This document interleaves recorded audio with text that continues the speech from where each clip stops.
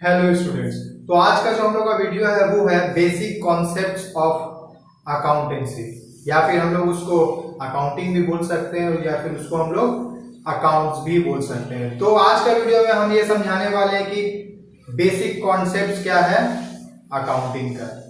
तो अकाउंटिंग जो वर्ड है ये कहाँ से आया है? ये अकाउंट्स से आया है। अकाउंट्स का वर्ड कहाँ से आया है?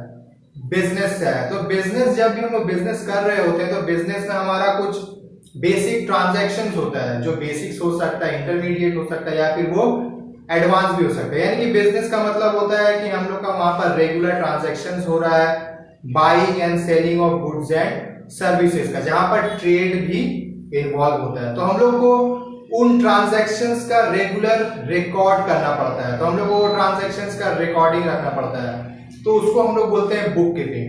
तो बुक कीपिंग के बाद में हम लोग को वो ट्रांजैक्शंस को अकाउंट्स में पोस्ट करना पड़ता है, सो दैट हम लोग उसको प्रॉपर फॉर्मेट में लिख सके, जो हम लोग का प्रोवाइड किया हुआ रहता है। तो चलो देखते हैं कि अकाउंट्स का हम लोग का सबसे पहला स्टेप क्या होता है प्रिपरेशन का। तो सबसे जो पहला स्टेप होता है हम लोग का अकाउंट्स का, वो होता है कलेक्टिंग।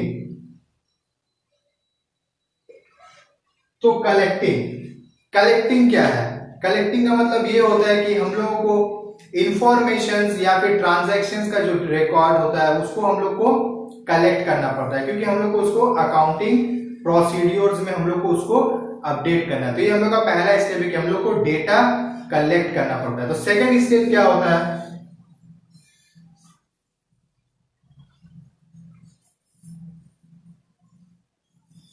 रिकॉर्डिंग। सेकंड स्टेप होता है रिकॉर्डिंग। तो जब हम लोग डेटा कलेक्ट कर चुके होते हैं तो हम लोग को उसको रिकॉर्ड करना पड़ता है अकाउंट्स के रिस्पेक्टिव अकाउंटिंग फॉर्मेट में। उसके बाद क्या होता है हम लोग का थर्ड स्टेप होता है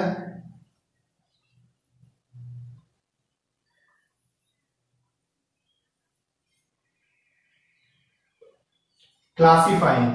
थर्ड स्टेप हम लोग का है क्लासिफाइंग। तो क्लासिफाइंग का मतलब क्या होता है? क्लासिफाइंग का मतलब ये होता है कि हम लोग जो भी ट्रांजैक्शंस को कलेक्ट किए थे, उसके बाद उसको रिकॉर्ड किए थे, उसके बाद हम लोग उसको क्लासिफाई करना पड़ता है, मतलब वो किस कैटेगरी में आता है, हम लोग को उसको उस रिस्पेक्टिव हेडिंग के अंदर में डालना है। तो वो हम लोग का इनकम का नेचर हो सकता है, वो हम लोग का गेन का नेचर हो सकता है, वो एक्सपेंडिचर नेचर हो सकता है, वो कैपिटल नेचर हो सकता है, वो रेवेन्यू नेचर हो सकता है।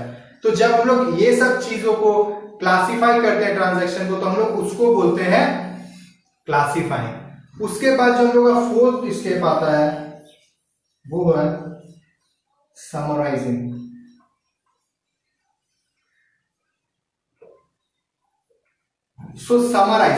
समराइजिंग का मतलब क्या होता है? ये नाम से ही समझ में आ रहा है कि इसका स्टार्टिंग में क्या है, सम। मतलब जब हम लोग एक अकाउंट प्रिपेयर कर चुके होते हैं, वो अकाउंट हम लोग का कंप्लीट हो चुका होता है, उसके बाद जब हम लोग को लास्ट में उसको बैलेंसिंग करना पड़ता है, यानी कि एडिशन सब्ट्रैक्शन करना पड़ता है, तब जाकर के जो हम लोग का अमाउंट आता है, जो आंसर आता है उस रिस्पेक्टिव अकाउंट का, उसको हम लोग बोलते हैं समराइजिंग। तो ये था हम लोग का बेसिक डेफिनेशन या फिर basic concepts of account with the steps. तो किस तरह से हम लोग अकाउंटिंग प्रोसीड्यूर्स को फॉलो करते हैं स्टेप बाय स्टेप, ये था वो। तो अगर तुम लोग को ये ट्यूटोरियल समझ में आया होगा तो मेरा चैनल को सब्सक्राइब करो, वीडियो को लाइक करो और ज्यादा से ज्यादा शेयर करो। Thank you.